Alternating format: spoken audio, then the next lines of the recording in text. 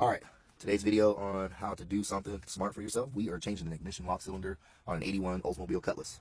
So first things first, you want to take a steering wheel puller. You're going to take off the steering wheel first. It's going to require one of these tools by Everlast or Evertough. And you're going to basically put those two through the side, put that up there, push it, and then it'll pull the steering wheel off. After you do that, you're going to have to take off what's called the clock spring. So you pull off the plastic cover first. Then you're going to get access down to this plate. This plate is pushed down by a thread adapter. That threads onto the actual hub right there. Then you push it down, and then it allows you to take off the snap ring that actually holds it all in place. There's a little flat ring. I'll find it in a second. Oh, it's actually right here.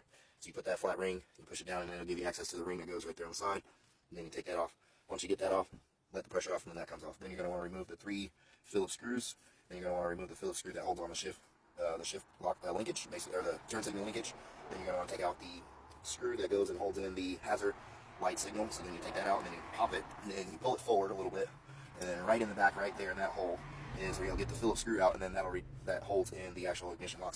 Alright, now we're putting it back together. You're going to take the ignition lock cylinder, line up the actual keyway to the bottom, and then make sure that it goes back into that same keyway, lines up there. Alright, go ahead and put your hazard button back in. Go ahead and put your 3 retaining screws back in for your clock spring. Then next you're going to go ahead and put the arm back on. This slides into the keyway right here on the inside, and then it goes up, and then it sits into here, and then you put your screw back. Alright, once you put it in, you're going to make sure that it's all the way flush, okay? Don't turn it yet, just go ahead and leave it in there, and then you're going to want to pull this up a little bit and then put your locking screw back in. So I just wanted to put a footnote in here that basically once we did install the new lock cylinder and got it all put back together, we noticed that the actual steering column is broken, so we refrained from keeping that lock cylinder in. We actually took it back out, and the next step is going to be us just kind of putting the steering wheel back together until we get the new steering column.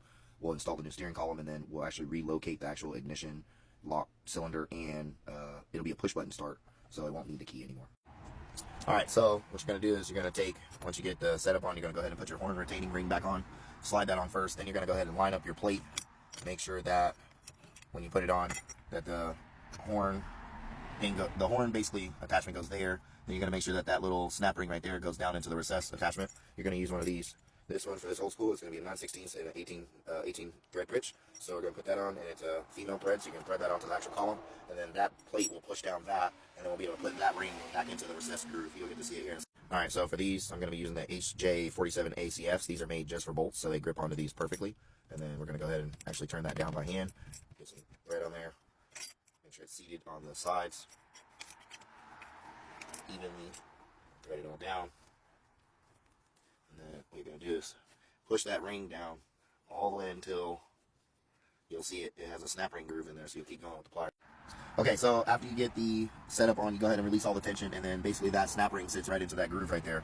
And then next step, you're going to go ahead and put your protective plate back over it. This makes it so that your horn doesn't just ground out to random things. So you're going to put this back on. Once you put this back on, then we can put the steering wheel back. Okay, so you'll put the plastic retainer back over the top, so that way it protects it from grounding out. Then you're going to go ahead and grab your wheel. We got the RT's forged. We got the RT's forged wheel. Going to go ahead and apply the steering wheel back on. Make sure that you line up your keyway for your horn, and make sure you put that back on.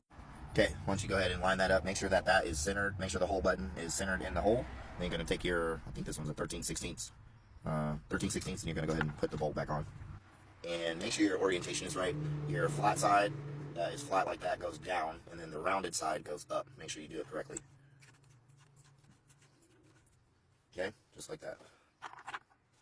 We're going to tighten it by hand, and then I'm going to hit it with the other button. Alright, so the last step was go ahead and tighten on that 13/16, and then take your horn button and assemble it back. And then here's your final product. RT's forged wheel installed. And all done. Got the key tumbler out. That's how you do it. Nice old school. He's actually almost done with it. He's got to get his interior done. He's got his wheels, got his paint. And he's in the process of getting his top done. Looks really good. Very nice.